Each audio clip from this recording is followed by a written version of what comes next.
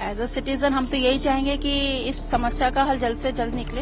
Health पे तो है बहुत ज्यादा फर्क है, बच्चों पर, बूढ़ों पर और सभी एज ग्रुप पे। मतलब वो कुछ न कुछ कर रहे हैं और अच्छा ही करेंगे और सोच भी रहे हैं और आगे कदम कुछ बढ़ाए भी है ताकि दिल्ली शहर के अंदर पोल्यूशन कम से कम रहे। राजधानी दिल्ली की सड़कों पर निकलना आम जनता के लिए किसी बड़े जोखिम से कम नहीं है, क्योंकि राजधानी दिल्ली में प्रदूषण की सफेद चादर बिछी हुई है। जहां तक नजर जाती है वहां धुंध ही धुंध दिखाई देती है। मतलब साफ है कि दिल्ली का वातावरण प्रदूषण की आगोश में समाया हुआ नजर आता है।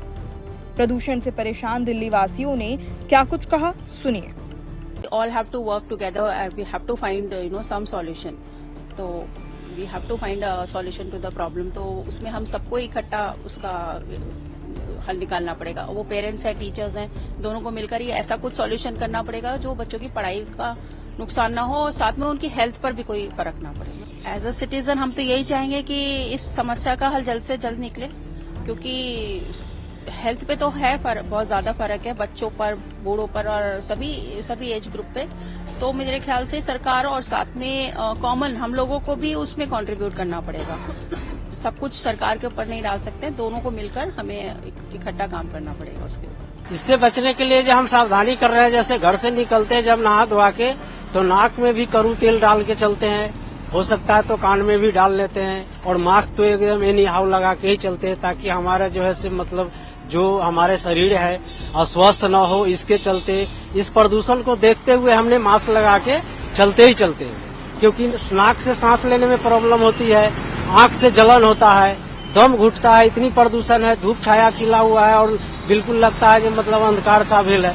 देखते हैं चारों तरफ कितना धुंध है।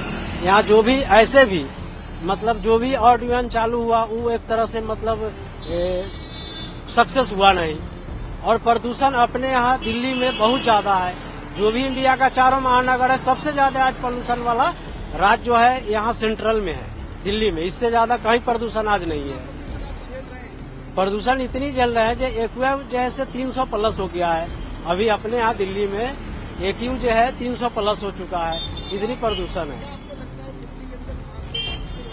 सांस लेने में काफी मुश्किलें हो रही है। प्रदूषण के साथ साथ पराली जो जलाया जाता है, जो हरियाणा से आता है, पंजाब से होता है, अगल बगल जिधर भी चौहद्दी से जहां भी से आता है, लेकिन ज्यादा तो पराली जलाने का काम हरियाणा और पंजाब में होती है। वहां से और पोल्यूशन भर रहे हैं।